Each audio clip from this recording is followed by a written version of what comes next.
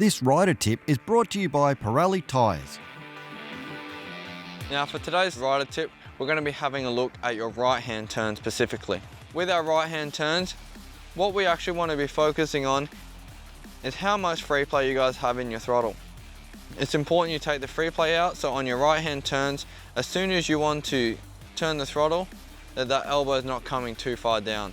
If the elbow comes too far down, that ultimately makes us want to fall into the inside of the corner.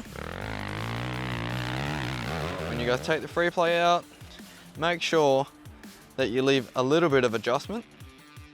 That way when you turn from left to right, it's not putting too much pressure on the cable and engaging the throttle.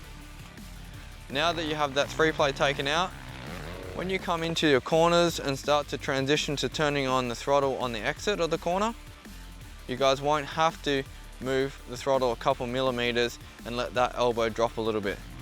You'll be able to keep up nice and central, and by the time you're half throttle, you're still going to be in a nice strong position and in line with the bike.